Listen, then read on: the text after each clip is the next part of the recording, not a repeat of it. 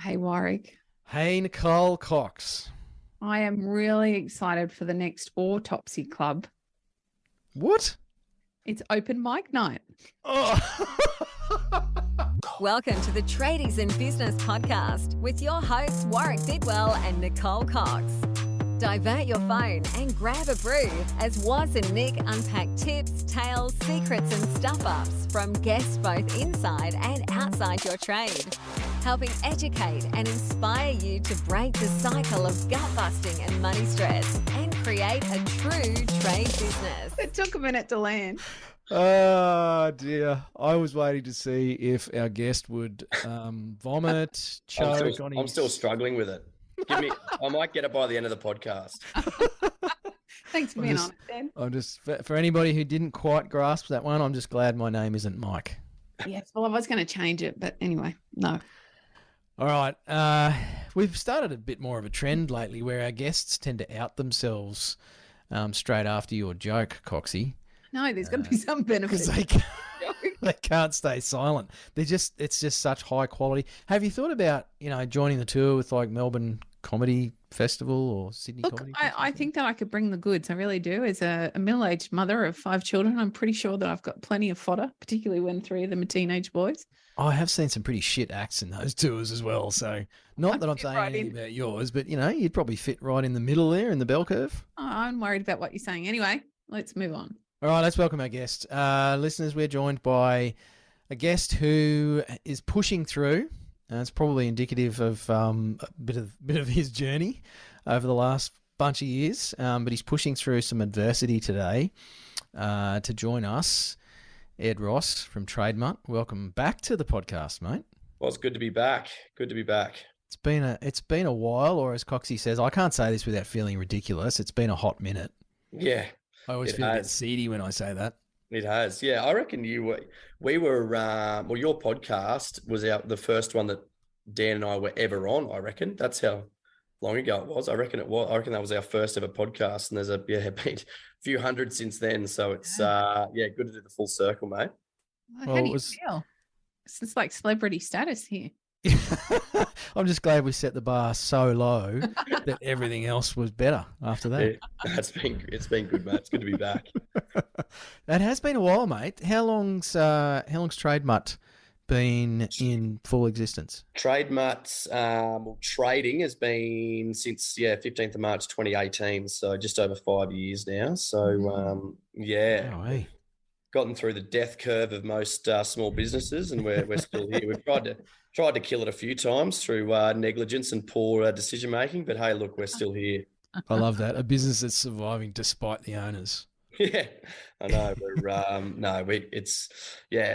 not immune to cash flow issues and stresses like everyone else. It's the same merry-go-round, but I think we're very fortunate from learning from mistakes and not making the same stuff up twice. That's been been very good.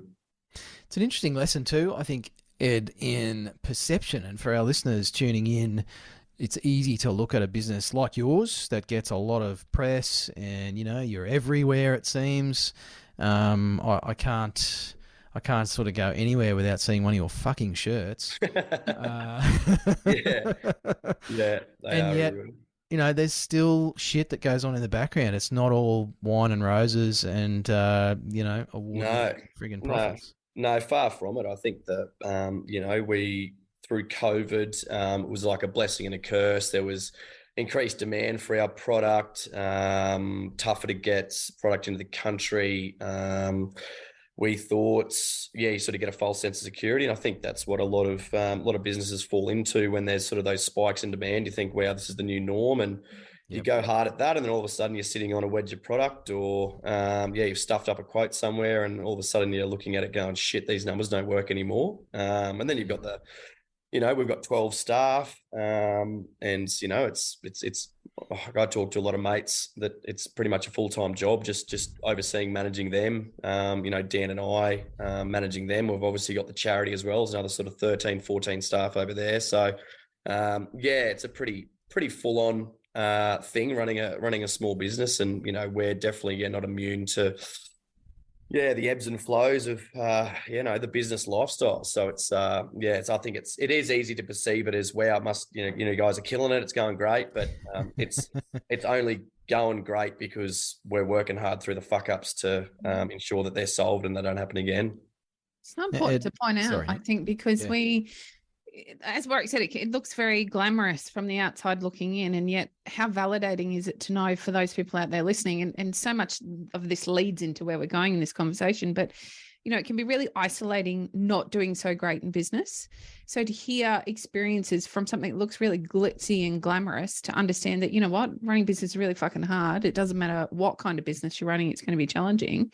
I think it's really important to be giving that feedback so that they can, I guess, see themselves in business, because that's something that we don't do well in the trades. We don't share our vulnerabilities around what we're doing in business and how tough it can be.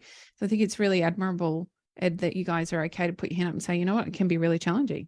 Oh, shit, yeah. And I mean, we're very much like the growth mindset. Reach out, get help, find people smarter than you. I think that anyone that's white knuckling it, trying to figure it out on their own, is just doing themselves a massive disservice, because it's like, don't try and pretend you do know something just because you think you should.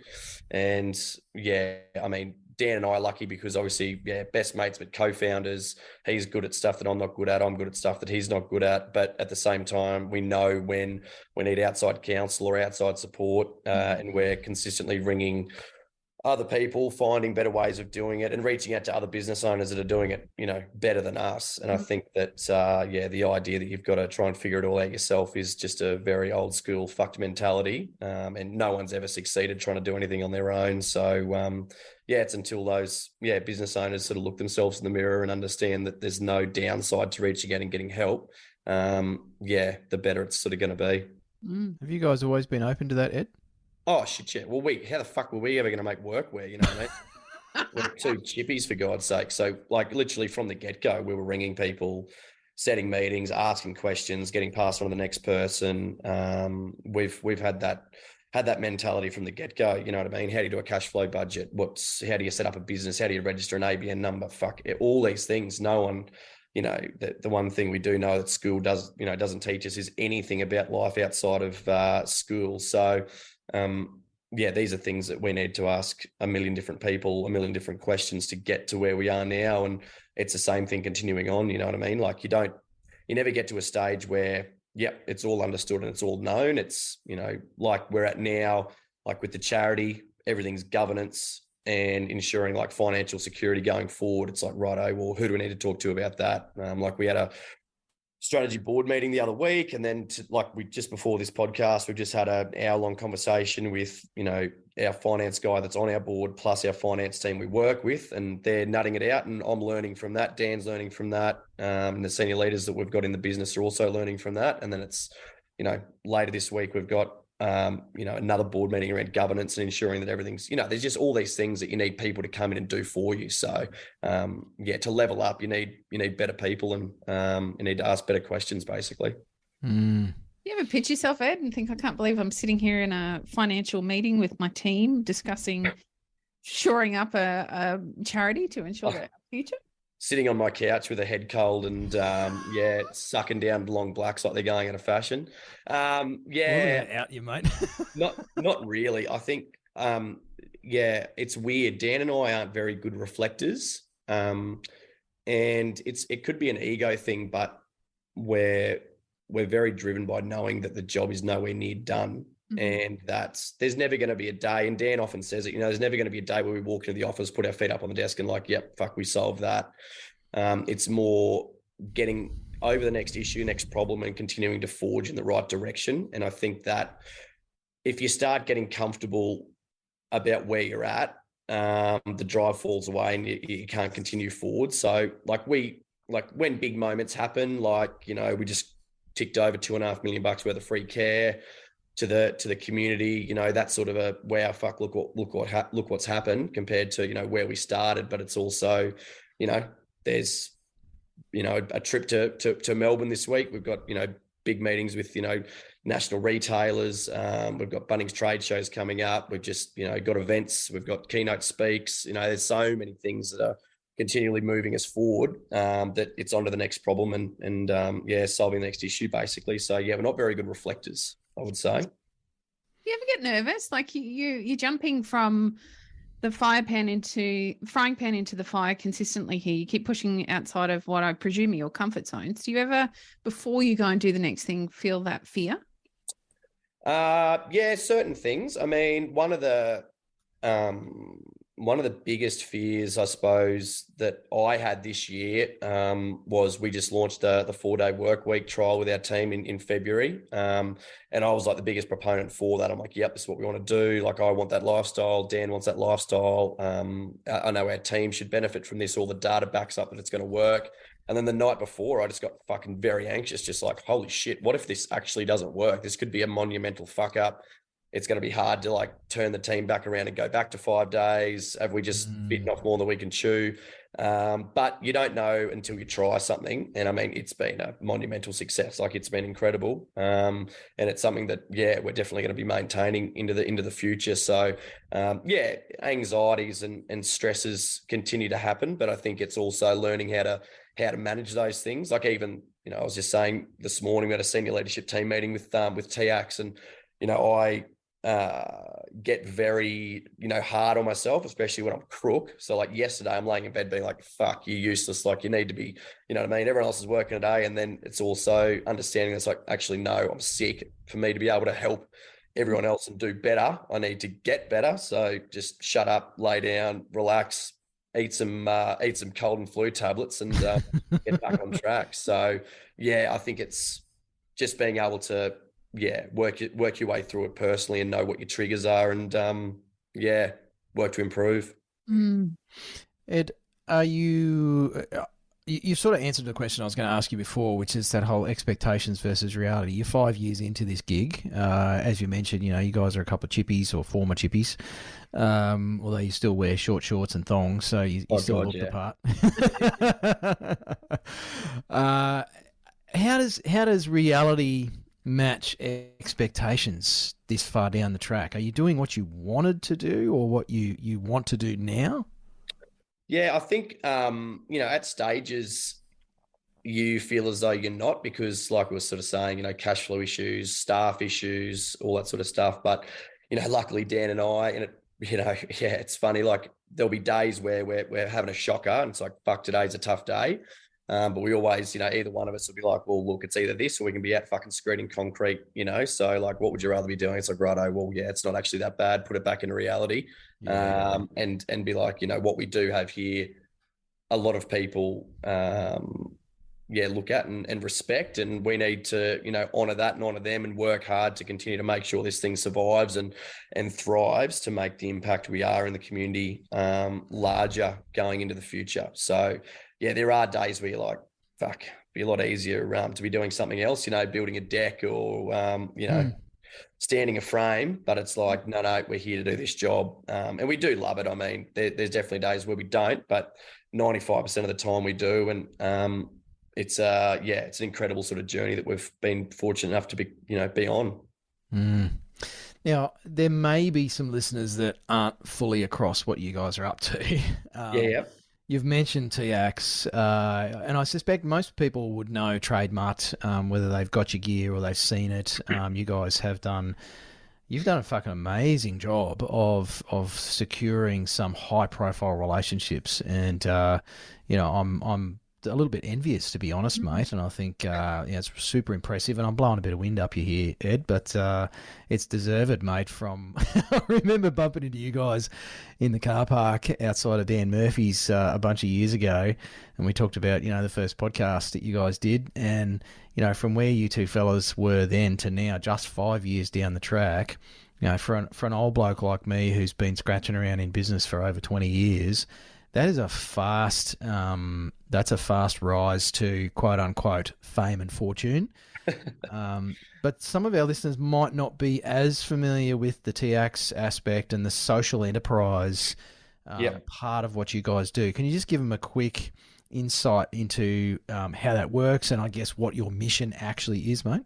Yeah, no worries. So Dan and I are co-founders and directors of two businesses. So TradeMutt is obviously the first. So we're a social impact workwear company by tradies for tradies. So launched in 2018. Dan lost a close mate to suicide. We wanted to start a business to make change in the mental health space, and as we say, make an invisible issue impossible to ignore. So launched TradeMutt. 50% of our profits are donated to TIAX, which is the non-for-profit that Dan and I also founded. That launched, the idea of it came about within sort of the first 12 months of TradeMutt being around, but we didn't launch and get our first call until the 8th of June 2020, in the middle of COVID. And TIAX is a free text and call service to mental health counsellors, Monday to Friday, 8 a.m. to 10 p.m. And its mission is to remove the physical and financial barriers that have previously existed for the blue collar workforce to access private sector mental health counselling. And the whole vision around TIAX is to be the mental health counselling service that you tell your mates about. And for us to be able to do that, we need to provide top quality care to help bring down those barriers and ensure that we're always free and that we're can be accessed by anyone in the blue collar space or those that care about them. So TradeMutt, our contribution to TIAX thus far, we've been able to provide over $700,000 worth of free counselling to the community, and then TIAX as a whole with our other alliance partners and funders, we've been able to provide over $2.5 million worth of free counselling in almost 3 years. It's incredible. Nice, mate.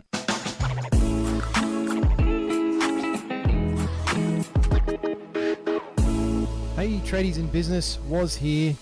Sorry to interrupt your listening pleasure. I'm joined by Coxie, of course. Hello. You may not know this, tradie or tradie wife or whoever you are listening to this program, but we're business coaches. Oh my gosh, that feels weird to say. But we do actually work with people just like you to solve a bunch of problems. And we have this fantastic program called the Tradiepreneur Program, and that's how we do it. And we do it with a wonderful community of trade business owners who are all trying to fix or improve or change things to progress. Things like getting behind on quoting, Coxie. Feeling overwhelmed, behind on your invoicing, feeling really stressed or frustrated about the money stuff. Sometimes you can pay the bills, sometimes you can't. What about staff? Oh my goodness. Oh my gosh, staff. Trying to get them to do what you want them to do, if you can even find them in the first place. There's so many struggles. And we've seen clients tackle these things in their trade businesses in quite a short space of time, to be honest, during the program, and recruit staff at a time where everybody was saying you can't get good staff, improve their quality from their team, collect their debts much more quickly. We have sessions. Getting tips? Yes. Getting tips, yes. So people rounding up, customers rounding up the invoice by hundreds of dollars because they're so happy with the sales process and the experience of dealing with the trade business owner and their team. So some amazing stories from our clients. But, as they say in the commercials, don't take it from us. Hear what some of our clients have to say. Coming into Christmas, we are not worried about money. We've got enough money in the bank to pay everybody's leave. There's work booked in for the new year. And for the first time in a long time, we'll be having 3 weeks off and not worrying about the business. That's probably the biggest win of all. Using the cash flow forecast, I've been able to look into the future and see where I'm going to be situated financially. And it's actually started to have a huge bearing on whether or not I make purchases.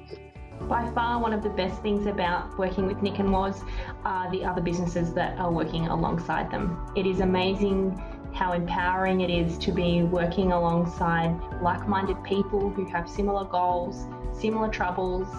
We can all relate to each other, and everybody helps everybody out by figuring out problems with you that they may have faced previously. Everybody has solutions and constructive feedback, and it's an incredibly friendly, warm, welcoming environment, not threatening at all. From every job, I know that I will get a sustainable wage that's industry leading. I can have at least 10 to 20% profit, and I can pay taxes, super, all of that, and I do not have to question whether or not I can because of the way that it's been built, and that is thanks to Tradies in Business and what they've taught me and what I've learned. So there you go. There's some real people. We did not pay them to say those things. And I think that sounds a lot better than Coxie and I reading them out. We really would love for you to check out more about how you could take your trade business to where you would like it to be. Surely you have a vision of what things could be like or what you wish they were like on a day-to-day basis, whether that is reducing stress or actually making more money. Maybe it's spending more time with the family, taking more holidays, having the choice that you really wanted when you started your business instead of this beast that seems to be there for many of you listening to this program. So if you want to find out more about how we do this through the Tradiepreneur program, Coxie's going to tell you all about it. I'm actually not. I'm going to be really secretive and keep all of our magic up our sleeves. What I would like you to do, though, is head on over to tradiesandbusiness.com.au and you can learn all about us, why we do what we do, and how you can work with us, what that actually looks like. There's a whole bunch of free stuff there for you to download, lots of options. We've always got new stuff going up onto the website and a great place for you to learn a whole bunch more about how you can work with us. You can even book a 15-minute chat. For free. For free. That's how abundant we are. So head over to the website, check it out, book a chat with us, and we'd love to find out if you'd be a great fit for the Tradiepreneur community and start hanging out with some of those people that you just heard from.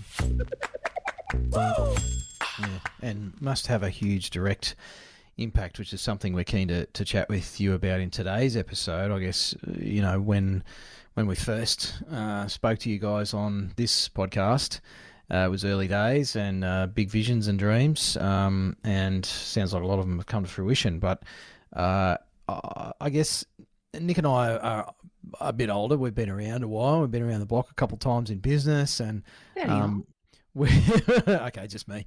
But you know, I've had involvement because of my own personal experiences as well with different suicide prevention and mental health organisations over the years. And at my age, it's easy to become cynical, and I think a lot of consumers, in inverted commas, probably a bit jaded and cynical about, you know, any issue. Just pick any issue. It could be the environment. It could be domestic violence. It could be this stuff that we're talking about with mental health and suicide and you know, I guess stress-related issues. There's lots of organisations that say lots of stuff, that have programs, and it's probably easy for people to go, oh yeah, just, you know, another business that's hiding behind the do-good aspect to just line their pockets with cash. Have you guys come up against that in your growth in the business? And, you know, do you see that in the marketplace? And if so, how have you dealt with it, mate? Yeah, well, surprisingly enough, like we haven't personally, like, you know, heard outside noise of people asking those questions. Like we're all around, you know, integrity and transparency. So transparency is the number one value that we've always had. And it started when Dan and I were doing cash jobs for, you know, single mothers in evenings, you know what I mean? Because they'd been ripped off by builders beforehand. We went in there and we're cleaning up a mess, and I still vividly remember it. It was a job, you know, in Red Hill, and Dan's standing out there. It was about 9 o'clock at night, and this woman, she'd been fucking taken for a complete ride by this builder. And somehow she'd gotten on to Dan. We'd gone to do this cash job to try and fix up this mess. And we were standing there on this yellow tongue subfloor, and, you know, she's asking all these questions, and Dan just looked at her and goes, I guarantee you that everything that we do will be transparent, so you understand what is going on here. Do you know what I mean? And it's like, and he said, you know, transparency is key. And that's been the value that he and I have had since that, you know, day, basically.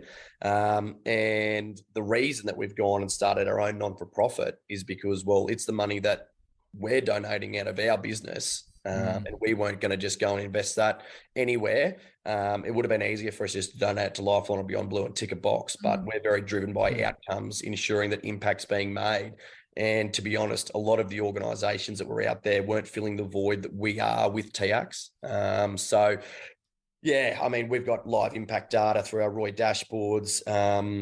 Obviously with the charity, all of our financials are up on the ACNC website. So yeah, get in there and have a dig around. And yeah, our whole thing is just being, you know, extremely transparent around where the money's going and what we're doing with it. Because I think, you know, us looking at the mental health space beforehand, we didn't think that the donated dollar was being, you know, invested probably in the right areas. But we felt as though we could probably control our outcomes better and get a better return on investment for our donors by controlling that ourselves. So it probably could look like, fuck, these guys are in charge of the money on both ends. But we've got a board that we're held accountable to, like Dan and I, just two members of an 8-person of board. So there's definitely more votes than we've got there.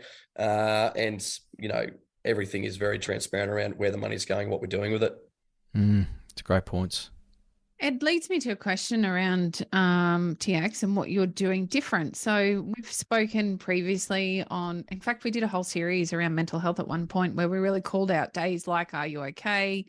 I guess we were calling bullshit on them, in that people who are stuck in that space that really need the help the most often can't take that next step to reach out and say, hey, I need some help, or no, I don't feel good, something's wrong.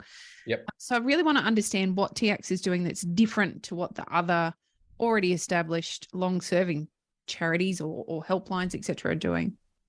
Yeah, cool. So I assume it's sort of like Lifeline Beyond Blue you're sort of talking about. Yeah. So they're crisis support services. So they're very much last cause. You ring them. They're volunteer-led. They're people with normally just mental health first aid training. So they do a great job.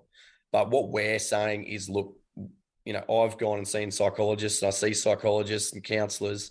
I see the same one, and it's not starting your story every time you go in there and meet them. So it's very much a progression through, and that's what our big unique selling proposition is with TX, is that you speak to the same counsellor through your journey. And like a really good example of that was that we're at the Bunnings Trade Show in Brisbane about 2 or 3 weeks ago. There's a young bloke there, Maxie. He came up to us having a chat.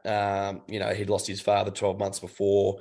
He's a 3rd-year carpentry apprentice. He's had 7 sessions with Kurt, one of our counsellors, and he was just saying to us, he's like, look, boys, there's no fucking way I would have been able to afford counselling if I had to pay for it. And I also just can't believe that I'm able to speak to the same person through my journey and not repeat my story, and also take me from where I was to where I am now, because I'm being challenged and led and educated through that process.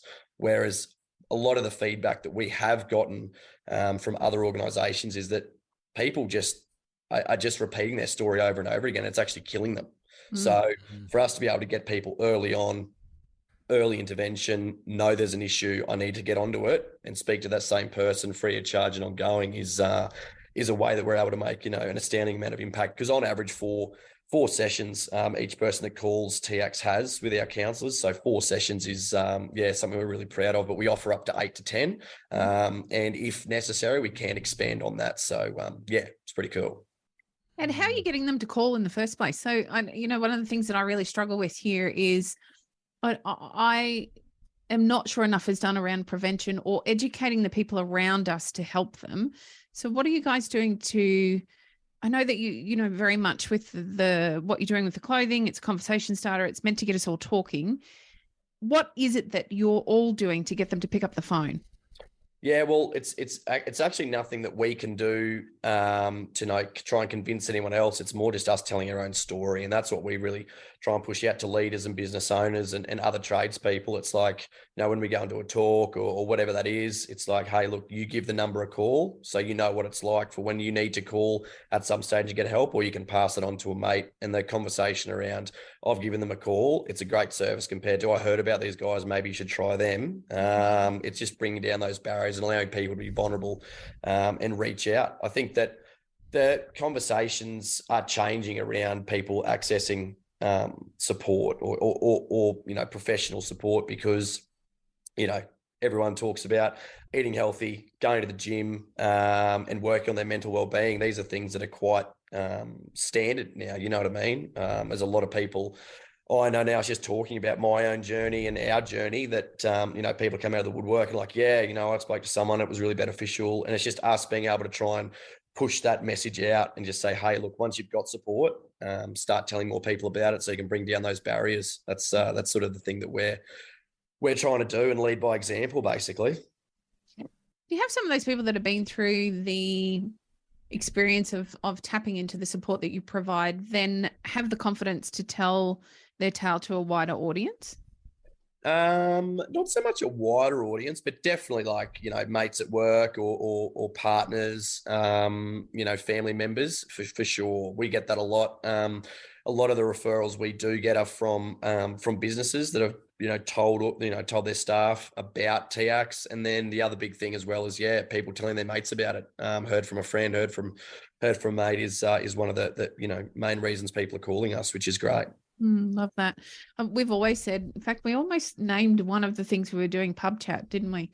Because it's the pub test, right? If you can create something that everyone's happy to talk about in the pub over a beer, we get an outcome instead of it just being something that continues to be shied away. And I think, unfortunately, some of the bigger box charities' efforts to try and do the same thing you guys are doing have been lost in transition because we're trying to reach too many people, whereas you guys have been quite specific about what you're trying to do and who you're talking to.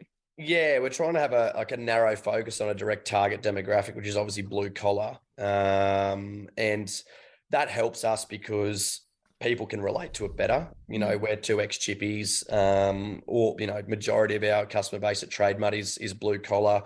And the service we're providing is based around, blue collar employees. So our counsellors, they wear high vis into the office. They speak to blue collar people all the time. So they're able to relate better to that target demographic and also have the empathy and understanding of how they can help. You know what I mean? Yeah, gosh, that's important. Just that languaging is really important because we don't talk the same in that, professionals. I think every business class has a different language that we speak in, and tradies speak in a really particular language. And it's so different to what they might experience when they normally go to speak to a counsellor or a psychologist. We need to speak common language that we can all relate to lower those barriers and create that vulnerability space that they can lean into.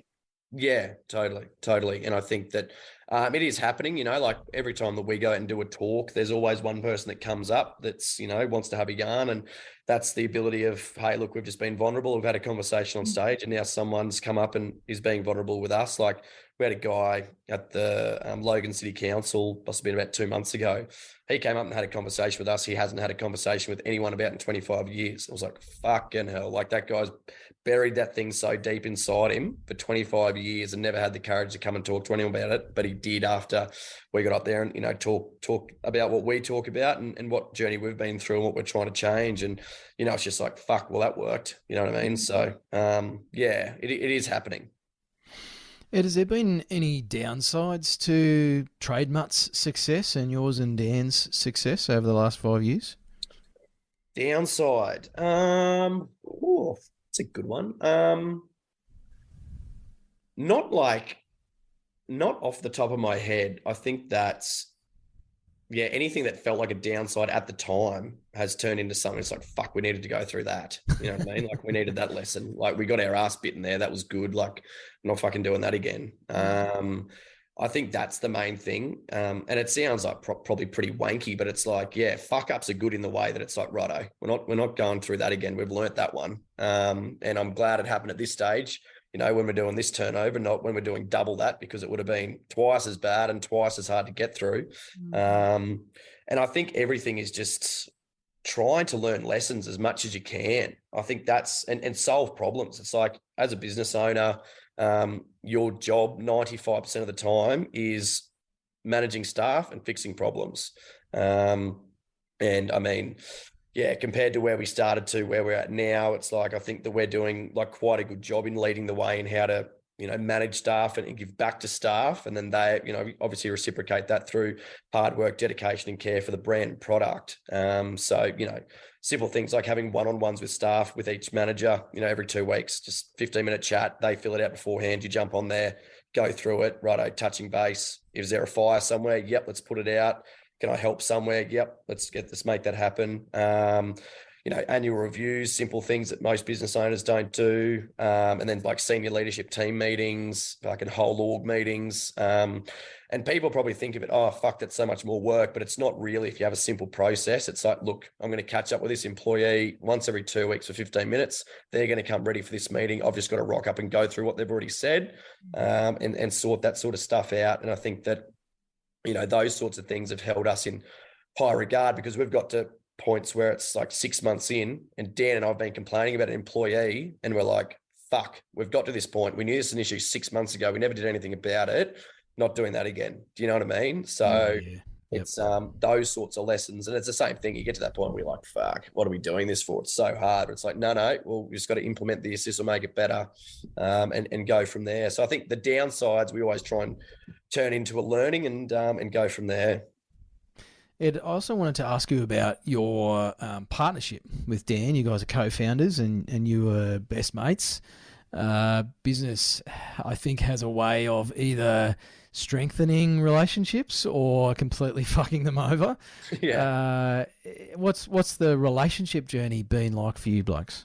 Oh yeah, it's definitely had its ups and downs. I mean, when we first started, like the stress, because we're doing everything, learning how to manage each other's expectations, learning about better styles of communication. Like I said, like we're polar opposites, but I think in a weird way, we've sort of actually come closer together from how far apart we were. I think we're molding closer to working quite similar now, which is really good because it, limits the stress for both person. But I think that's, like the main thing for us is just integrity and being open. You know what I mean? Things happen, explaining it, getting on top of it. Don't do something and then hide from it or try and bury it. It's like, fucked it up, or, did this and this is what's happened, getting it out, and sort of moving forward, airing grievances. But I mean, compared to where we were at to where we're at now, it's like, I don't think we've ever been closer. Which is awesome, but it's also, you only get through that journey by willing to make it work. You know what I mean? It's like a marriage. Like we often laugh that I'm in 2 marriages, one with my wife and one with Dan. And it's like, but it is a marriage. And I mean, like, for me, I know being, married to my wife, that I need to be continually growing and putting in, and so does she. And with Dan, it's the same. If I'm not rocking up, trying to add value, continue to improve the relationship, well then, it's not going to work for either of us. So I think we're fortunate there that we're on the same page. Match made in heaven, mate. Oh fuck. Yeah, I tell you what, Ed, there's always a space in the coaching space for you if ever you decide on a career change. Coaching, I know that there's possibly something in the pipeline. We're working on something, so we'll see where it gets to. That's very exciting indeed. Nice, mate. Ed, what do you have an end goal for TX, or what's in the future for TX? What are you looking to do? Yeah, well, I mean, for TX, it's just continuing to get out into the market and ensure that it's continually growing, that we're continually improving the service, and that we're really getting to that target demographic. You know what I mean? We've gone through a lot of learnings with TX. One of the things is, like you were saying, getting people to call, getting people to reach out and contact us. And that's something that we're continually working on, improving. How do we break down those barriers for people to access free support and free counselling? I think that the interesting thing is like the lifetime to convert like a potential client can be very different. Like we hand out key rings or whatever it is, and like, you get a call, tradie coming home on a Friday arvo in traffic. He's had a shit week. He's not well, and he sees the key ring there. He's like, "Fuck, about that on my keys for 12 months. Never thought about calling. Today's the day." Mm-hmm. And then you get people that will go and do a prezzo. They'll ring the next day. Do you know what I mean? Mm-hmm. I think it's us just continually getting brand awareness out there and people understanding how it actually works and the benefit they can get from it. I think that's the most important thing. There's no end goal for TX per se. It's just, we just really want to grow market share and be like that leading provider in this space for our target demographic, basically. And just, continuing to build and expand on that. And presumably TradeMutt continues to play a large role in that. What's the goal for TradeMutt? Yeah, well, TradeMutt, I think the big thing for us, like we've got an audacious goal of, having 20% market share of the workwear industry by having everyone wearing a TradeMutt shirt every Friday. You know what I mean? Funky Shirt Fridays. I know we chatted pre-show about, Are You OK Day, and it being an annual thing. We want, conversations to happen about mental health daily. But if we can make it happen at least one Friday every week, that's a really good way of us being able to get that conversation front of mind, continuing to normalise the conversation, allow people to understand that we've all got mental health. We all need to be looking after it. We have good days, we have shit days. We need to fill the toolbox and tool bag with the right kit to ensure that we can get through the shitty days and make more good than bad. Nice, mate. So, Ed, you've had probably way more than 1,000 tradies in a room before, I would say, over the last 5 years, mate. But let's say you've got 1,000 tradies in a room, mate. What's one piece of advice you'd like to leave them with? 1,000 tradies in a room. I think it is, start sharing your story. I think this is the big thing for us. Dan's TED Talk came out a couple of weeks ago.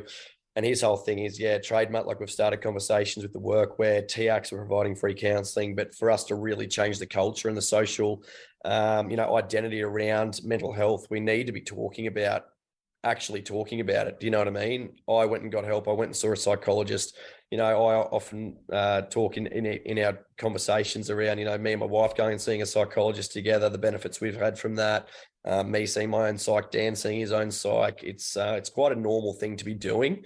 We just need more people to understand that, stop trying to white knuckle it, get some support, find a professional and, get it off your chest. Love it. Well, mate, it's been a pleasure talking to you again, even though you're sick as a dog. So we appreciate you pushing through today, mate. You've done well. You haven't had a choking episode or anything. No, I can feel the throat going on me, but we've made it through. So, well, we won't drag it out any longer, so you can go and chew on some more cold and flu tablets, mate. Thanks, Steve. Excited to see what happens in the next 5 years for you and Dan and TradeMutt and TX, mate. It sounds like exciting times. Absolutely, yeah. Thanks, team. And if anyone listening wants to reach out to TX, feel free to do so on 0488 469 88, Monday to Friday, 8 a.m. to 10 p.m. So, thanks, team. Really appreciate it. Thanks, Ed. We'll make sure all the links are in the show notes for anyone listening. Legend. Thanks so much. You've been listening to the Tradies in Business podcast with Warwick Bidwell and Nicole Cox. Find out more about today's guest, tools for your trade business and other cool stuff at tradiesinbusiness.com.au.